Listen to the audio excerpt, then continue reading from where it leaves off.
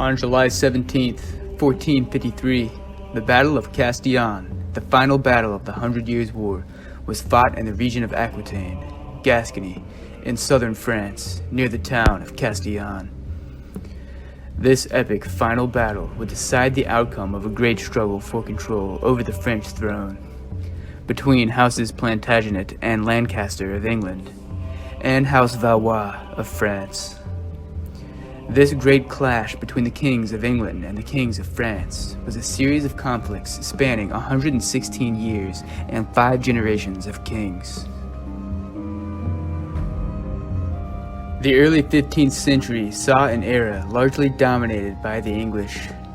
During the reign of King Henry V, Henry led the Kingdom of England on a successful conquest of northern France from 1415 to 1422, taking over massive swaths of territory.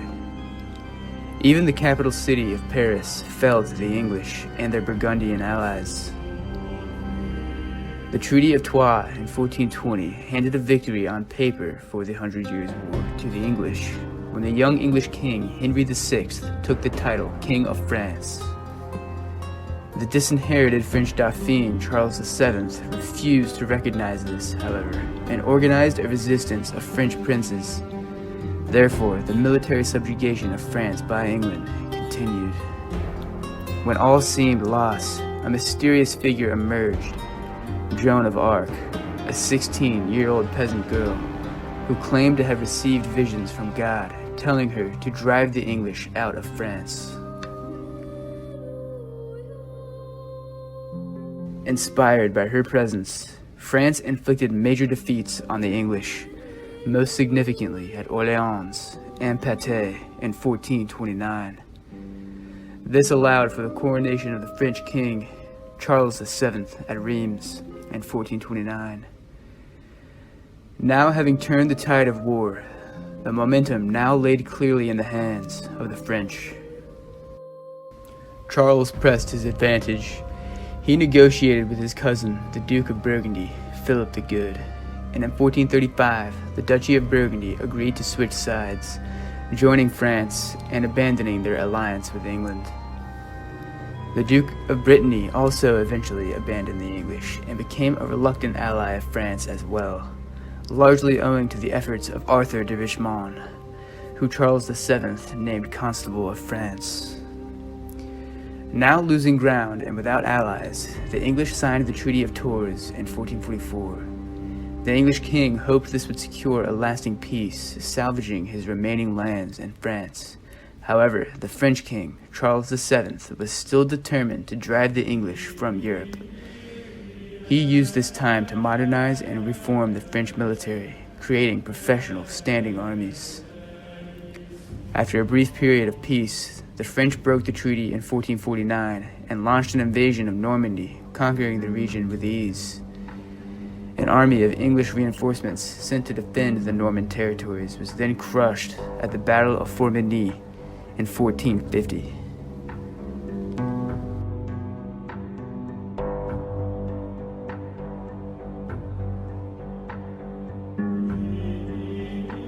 The successful reconquest of Normandy now allowed the French king, Charles VII, to turn his attention solely to the south, and in 1451, the French captured the city of Bordeaux.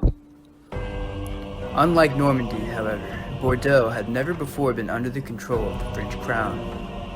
After 300 years of Plantagenet rule, the citizens of Bordeaux considered themselves subjects of the English king and sent messages to Henry VI demanding that he recapture the province. Answering the call, on the 17th of October 1452, John Talbot, the Earl of Shrewsbury, landed near Bordeaux with a force of 3,000 men. John Talbot, born in 1387, was a descendant of Sir Gilbert Talbot, who had been King Edward III's Lord Chamberlain in 1331. His first military experience was against Welsh rebels, after which he served as Lord Lieutenant of Ireland, earning a reputation for harshness. While fighting in France, he was captured in 1429 at the Battle of Patay, and later exchanged for Jean de Gentres, earning the nickname the English Achilles. His very name was enough to strike fear in the hearts of the French people. A feared and famous military leader, with the cooperation of the townspeople, Talbot easily took back the city of Bordeaux on the 23rd of October. By the end of the year, the English had taken control over most of western Gascony. The French knew this expedition was coming, but they failed to prevent it, as they had expected it to come through Normandy. Over the winter, Charles VII prepared his forces, and by early 1453, he was ready to counterattack.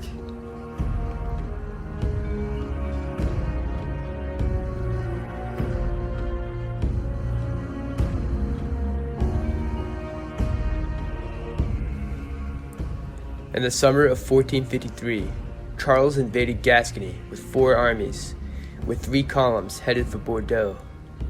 One from the southeast, led by the Count of Clermont, one from the east under the command of the Count of Foix, and one from the north under the joint command of Marshal de Gélange, Marshal de Loayac, Jacques de Chabon, and the Count of Pontieve. The 4th Army assembled around the area of Lusignan, forming a strategic reserve. Charles VII took personal command of this army, and took action to ensure the French were well supplied with siege machines and gunpowder artillery, especially the 3rd Army. Meanwhile, Talbot received 3,000 additional reinforcements from his 4th son, who shared the same name, John Talbot, the Viscount of Lisle.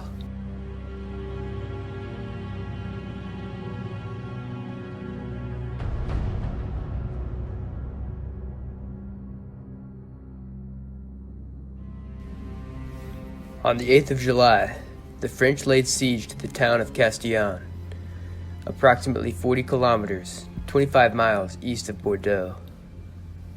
Talbot originally planned to wait for more reinforcements at Bordeaux, but he was swayed by the pleas of the town residents, and so he set out to relieve the garrison.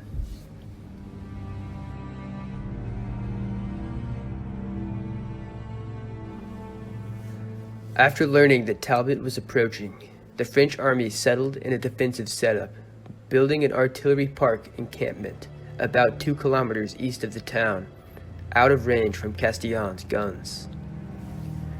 According to Desmond Seward, the park consisted of a deep trench with a wall of earth behind it, which was strengthened by tree trunks. The park included up to 300 guns of various sizes, and was protected by a ditch and palisade on 3 sides, and a steep bank of the river Ledois on the 4th. No attempt was made to surround Castillon with siege works. Instead, a force of 700 archers was sent to the garrison of the Priory of St. Florent, northeast of the town. The French army was commanded by committee, perhaps most principally by Charles' ordnance officer, a man by the name of Jean Bureau. Jean Bureau was born around 1390 in the Champagne region of France. He studied law and worked for the English government in Paris under the Duke of Bedford, and was described as a perfectionist with a methodical, mathematical mind and an imaginative technician.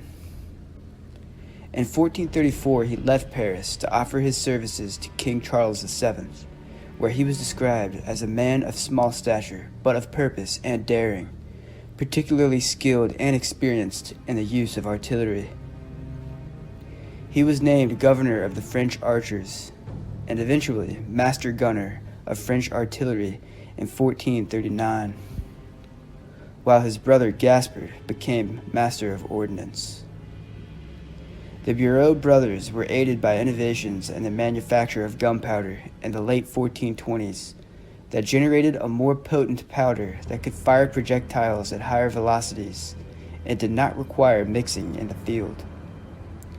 Simultaneously, innovations in casting helped create stronger barrels that were less likely to explode. As master gunner of artillery in the armies of Charles VII, Bureau acquired a reputation as an effective artillery officer during the Normandy campaign of 1449 to 1450, when his bombardments helped capture the towns of Rouen, Harfleur, and Honfleur.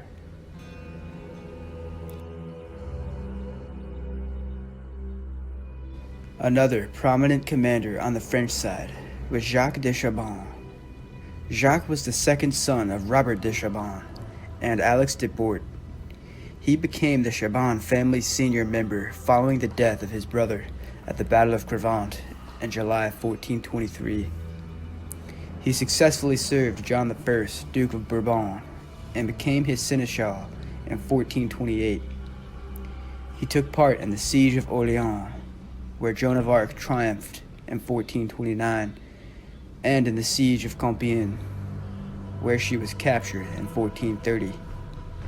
He also took part in the campaign of 1451 and aided in the retaking of Blaye, Bourg, Fronsac, and Bayonne from the English. Separate from the main French force in the artillery camp, concealed in the woods north of the main road, was a force of Breton cavalry led by Peter II, Duke of Brittany. Peter II was Duke of Brittany, Count of Montfort, and Earl of Richmond. He was son of Duke John VI and Joan of France. He fought against the English previously in Normandy in 1449 and in 1450 with his brother, Francis I, and his uncle, the Constable Arthur de Richmond. Together they took several important cities, including Coutances, Saint-Lô, and Ferns. On the English side, in addition to John Talbot and his son, the Viscount of Lisle, the English army was joined by local Gascon lords, including one, Jean de Foix, 1st Earl of Kendal and Captal de Buch. Jean de Foix was a Gascon noble in the service of the English. His parents were Gaston de Foix, Captal de Buch, and Marguerite d'Albret, daughter of Arnaud Amanieu, and Marguerite de Bourbon. In 1446, like his father before him, Jean became a Knight of the Order of the Garter, and he was active in the defense and subsequent recovery of the city of Bordeaux. Because the English strategy depended upon the total destruction rather than simply just the defeat of enemy forces, Talbot felt that he had to achieve complete surprise. It is therefore likely that the march to Castillon was done with very careful planning. At 7 a.m. in the morning of July 16th, Talbot marched out of Bordeaux with his men-at-arms and mounted archers. Of these troops, roughly 800 to 1,000 were English men-at-arms and mounted archers, plus around 2,000 Gascon troops and 4,000 to 6,000 English infantry. Talbot outdistanced a majority of his troops, arriving at Le Borgne by sunset with only 500 men-at-arms and 800 mounted archers.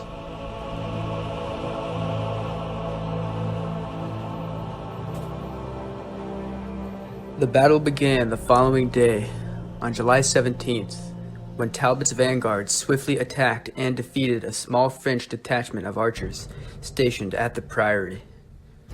According to French sources, 100 archers were killed at the Priory, as the survivors fled along the road, fighting hand-to-hand all the way before the survivors crossed the Lidois and into the French fortifications.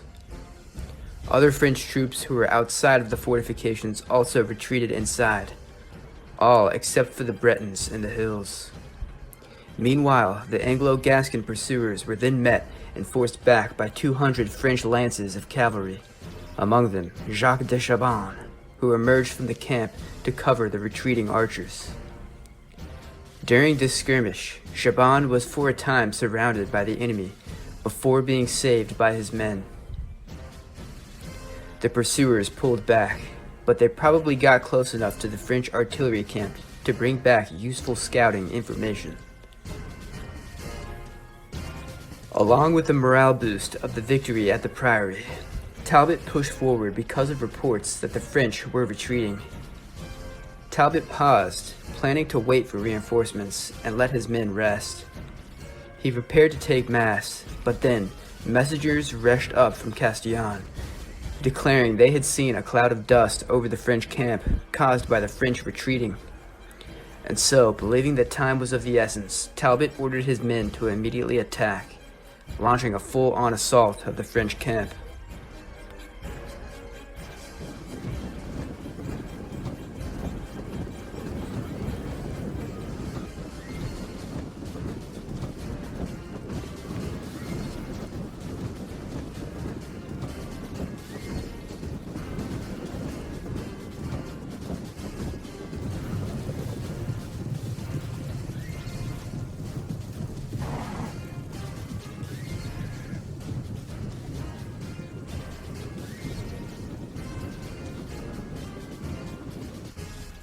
Unbeknownst to Talbot, the dust had in fact been misinterpreted. The dust cloud was not caused by the French retreating. It was actually created by camp followers who the French ordered to evacuate the camp before the upcoming battle. The servants and spare horses were ordered out of the French camp. This would provide more room to maneuver and perhaps to move their guns. Rather than retreating, to the contrary, the French were preparing to fight without a realistic possibility of retreat, if things went badly. For now, however, Talbot urged his men to hurry, promising them loot in the enemy camp. A manuscript called La Destruce de Talbot stated that the English approached in 3 battles or divisions, with a vanguard under Talbot, followed by other mounted troops commanded by Lord Kendall to protect the slower-moving infantry.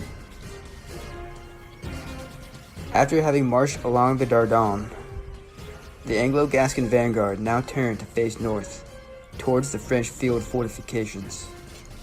It is probably here that Talbot and his men now came to the realization the French were not retreating. The French, watching the enemy's movements, started moving their guns into the earth ramparts facing the English. Talbot's standard-bearer, Sir Thomas Everingham, urged Talbot to exercise caution. He realized the danger of the situation and advised against assaulting a well-fortified position, suggesting that they wait for the infantry before attacking, and suggesting they build their own fortified camp nearby. He believed that the French could be starved into submission, as the local people were largely favorable to the English. It would not supply the enemy with food. However, Talbot ignored this, and Everingham was overruled, because Talbot believed that any hesitation on his part would undermine his reputation. Historian A.J. Pollard suggests this behavior from Talbot was possibly because he felt his, quote, pride and honor were at stake, for he had already ordered his men to battle when he discovered the strength of the French position. Talbot had around 10,000 men behind him, although they had not yet all reached the battlefield. He may have wanted to attack before his men had second thoughts, but it is more likely that he saw the French placing their guns in the new positions. As the English closed in on the French, Talbot now ordered his men at arms and mounted archers to dismount and form up on foot. He alone remained mounted on his horse. The English advanced, but they ran into the full force of the French army. Despite being outnumbered and in a vulnerable position, Talbot ordered them to continue. In many ways, this stage of the battle played out much like the Battle of Crécy or Agincourt, but in reverse. The French guns obliterated the advancing soldiers. It is reported that each shot of cannon killed 6 men at a time.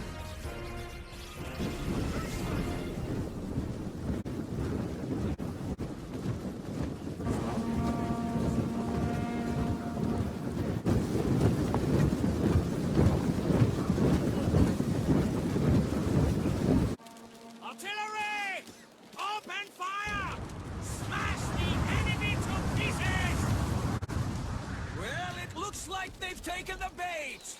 At the ready, men! Make them bleed!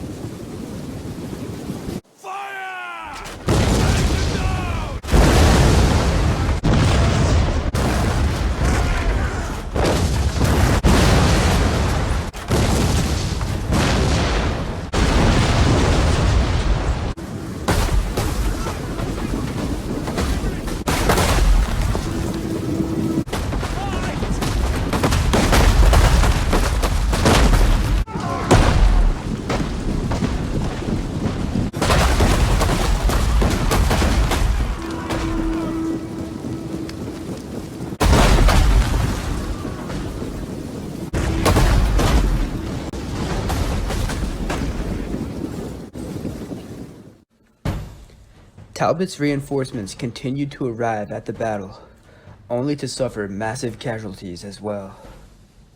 When the English finally reached the French defenses, brutal close combat ensued as the English assaulted the French fortifications. Enguerrand de Montjoly wrote of the English attack, quote, "Talbot and his men now marched right up to the barrier, expecting to make an entry into the field. But they found themselves courageously opposed by a body of valiant men, well tried in war."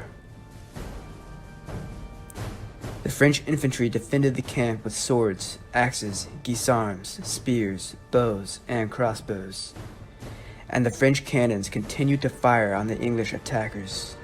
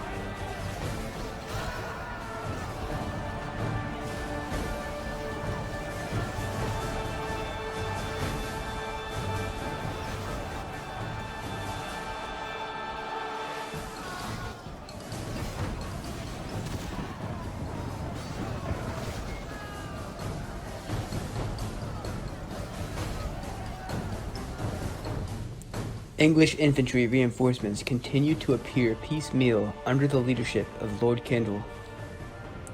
The eventual numbers of the Anglo-Gascons engaged outnumbered the French, and although the latter were behind field fortifications, French chroniclers admit at this point the defenders were tiring. The arrival of Kendall's infantry seems to have also raised the morale of Talbot's men, and so the struggle continued.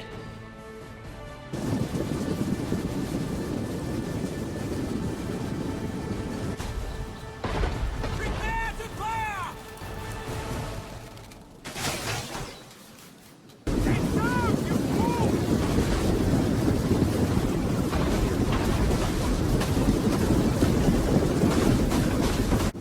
Eyes crossed. Worry about them, nothing else.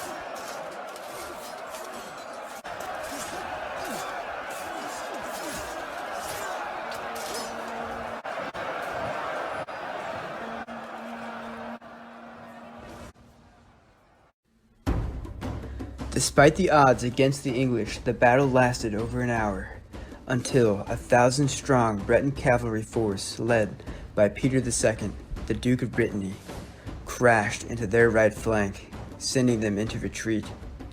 The Anglo-Gascons were then struck a devastating blow by the Breton cavalry that had come down from the hills.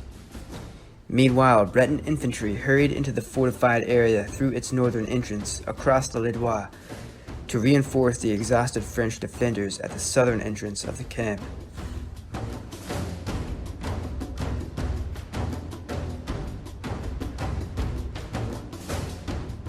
Draw!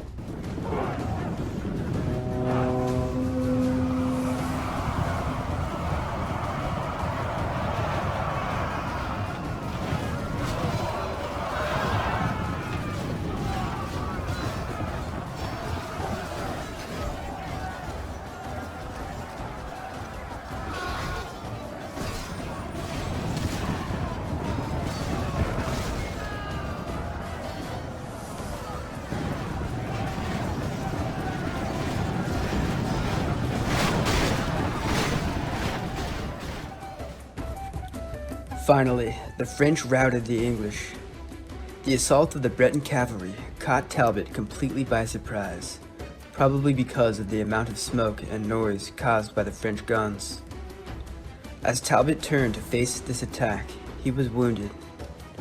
One account claims Talbot's horse was killed first underneath him, and he fell to the ground, its mass pinning him to the ground, leaving Talbot trapped beneath his horse, unable to move. The French, seeing their enemies falter and encouraged by the Breton assault, launched a ferocious counterattack. There were still some horses within the fortifications that some French men-at-arms remounted to take part in this attack.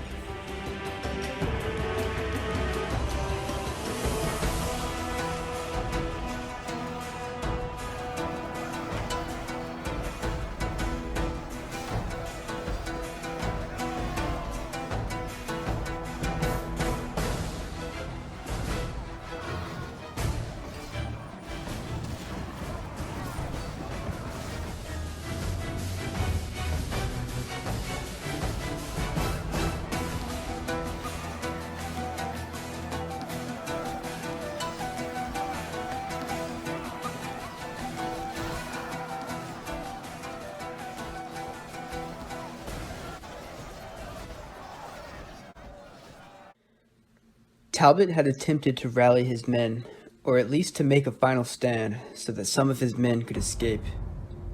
And it was here that he perished, probably alongside his son.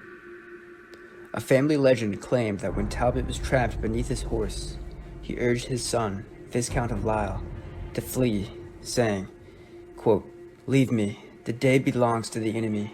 There is no disgrace in flight. This is your first battle." Lisle refused to do so and stayed by his father's side, choosing death before dishonor.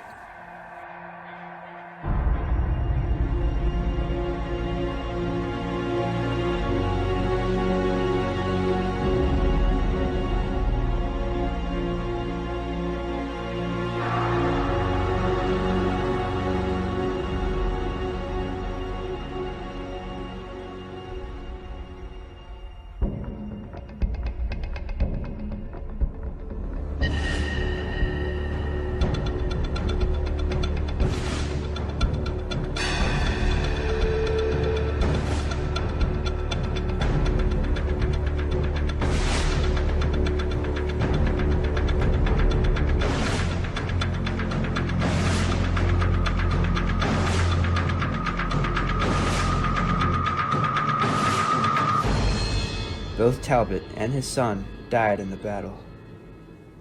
There is some debate over the exact circumstances of Talbot's death, however. But most likely, his horse was killed by a projectile, its mass pinned him down, and then a French archer killed him with an axe to the head. When the exhausted and demoralized English army realized their commander was dead, it collapsed entirely. Large numbers of men fled, with 800 to 1,000 finding refuge within the city of Castillon. Other survivors tried to flee across the Dordogne and drowned in the river. The Kingdom of France had won the day.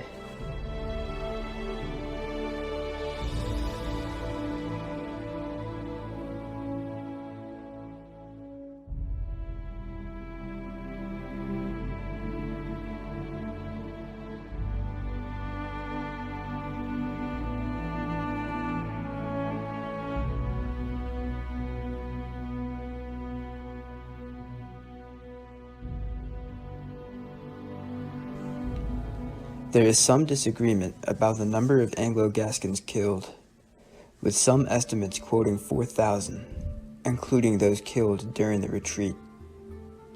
Others are more conservative, stating that 30 English knights were slain and 600 English soldiers. French losses were much less severe, but still significant. In addition to the archers killed when the English seized the Priory, the fighting around the field fortifications had been fierce. Although no senior officers were lost, Jean de Bueil, Jacques de Chaban, and Pierre de Beauval had all been wounded.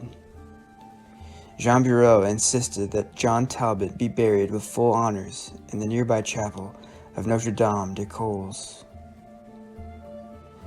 Jacques de Chaban, meanwhile, sent Talbot's banner and Georgeret to Charles VII. On receiving them, Charles reportedly said, quote, "God have mercy on a good knight," end quote, and then sent letters to the main cities of France, ordering that the victory be marked by religious celebrations. After the battle, Castillon was promptly placed under siege. Once Jean Bureau's cannon was in position, a bombardment of Castillon started on the 18th of July, and despite resistance from the local Gascon lords, the English garrison surrendered 2 days later.